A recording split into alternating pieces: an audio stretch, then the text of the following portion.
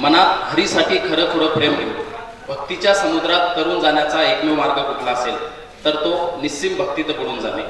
आणि हीच भक्ती घेऊन जेव्हा संत कबीर त्यांच्या राम या वैश्विक विचाराची उपासना करतात तेव्हा त्यांना तो मंदिर म्हणजे भौतिक गोष्टींमध्ये न सापडता प्रत्येकाच्या आत सापडायला लागतो. परिणामी तो मंदिरात सापडत नाही. अगदी तोच विषय मांडण्यासाठी आपल्या समोर उभा आहे मी शेख इरफान इक्बाल. विषय मांडतोय संत कबीरांचा राम मंदिरात सापडत नाही.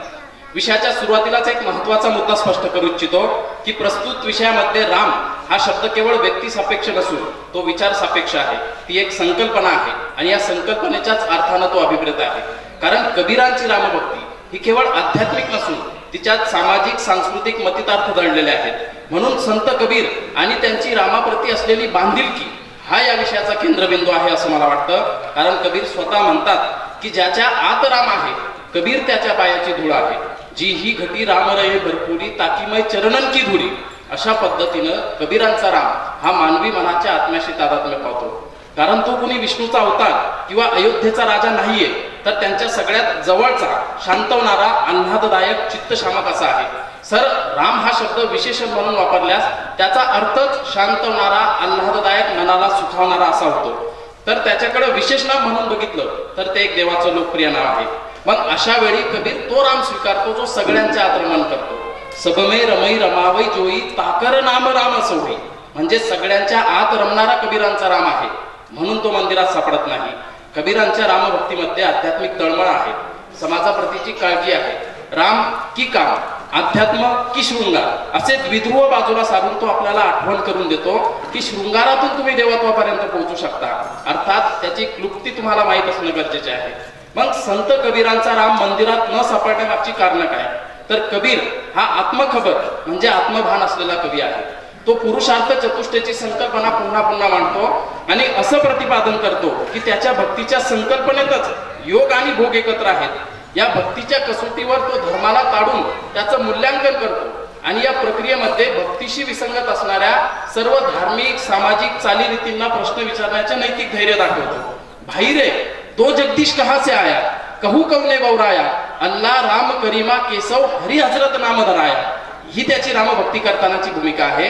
म्हणजे संत कबीर हा धर्माची कुंपण उद्ध्वस्त करून अवघा रंग एक होण्यासाठी बुद्धिप्रामाण्यवादी आध्यात्मिकता मांडणारा एक बंडखोर कवी आहे. त्यामुळे त्याचा राम मंदिरात सापडणं शक्यच नाही. सर तो म्हणतो की मी कबीर आहे असा घोडेस्वार जो वेद आणि कुराण यांपासून स्वतंत्र आहे. जन कबीर ऐसा अवसारा वेद कथे बधूत ऐण्यारा. परंतु त्याला या गोष्टीचा या भूमिकेचा प्रचंड त्रास देखील सहन करावा लागलेला आहे. म्हणून तो त्याचा मार्ग अनुसरणाऱ्यांना सावध देखील करतो. भगती दुहेली राम की नाही कायर का काम सिस उतारे भुई धरे सो लेसी हरी का नाम. म्हणजे रामभक्ती ही प्रचंड अवघड गोष्ट आहे. प्रत्येकाला ती जमू शकत नाही. ज्याच्यात स्वतःचं शीर कापून घेण्याची धमक आहे त्यानंच हरिनाम उच्चारण्याचा विचार करावा. म्हणजेच तुका म्हणे ते पाहिजे जातीचे. हे करण्यासाठी रामनामाचा स्मरण करण्यासाठी तो लोकांना ऐहिक गोष्टींकडे दुर्लक्ष करण्यास सांगून स्वतःच्या मनाचा आवाका घ्यायला लावतो. सर तो म्हणतो की माला फेरत जुग भया फिराना मनका फेर करका मनका डारी दे मनका मनका फेर. म्हणजे रामनामाचं स्मरण करत असताना हातातली जपमाळ टाकून दे आणि स्वतःच्या मनाचा मनी फिरव. तेव्हा तुला तुझ्या रामाची प्राप्ती होईल.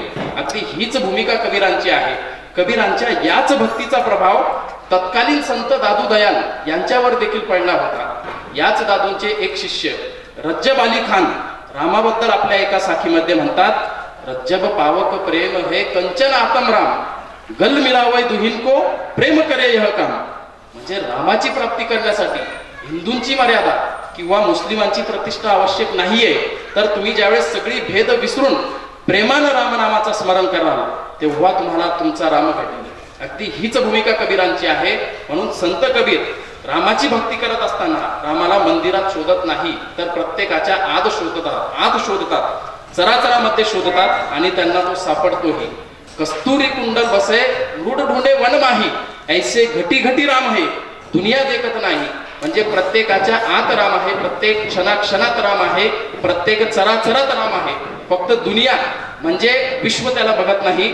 आपल्याला हा प्रत्येकाच्या आतला राम बघावा लागणार आहे. मग विषयाचा सार काय तर संत कबीरांचा राम मंदिरात सापडतो का मग मंदिरात नाही सापडतो तर मग तो कुठे सापडतो?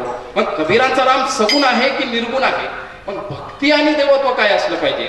या सगळ्या प्रश्नांना बाजूला सारून आपल्याला सामान्य नागरिकांना फक्त एकच गोष्ट लक्षात ठेवायची आहे. असीम अमर्याद दंतकथांमध्ये एक अनादि सत्य असतं. सर, कुणाला सगळं पाहता येतं? वरुणाला 1000 डोळे आहेत, इंद्राला 100 आणि मला तुम्हाला केवळ 2.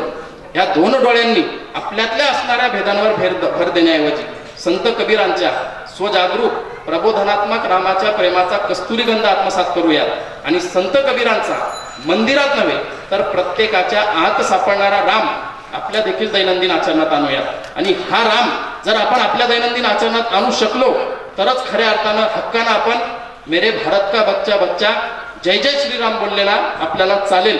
किंबहुना फक्त चालणार नाही तर आपण सगळे मिळून ते बोलूयात. एवढंच बोलतो आणि थांबतो. धन्यवाद.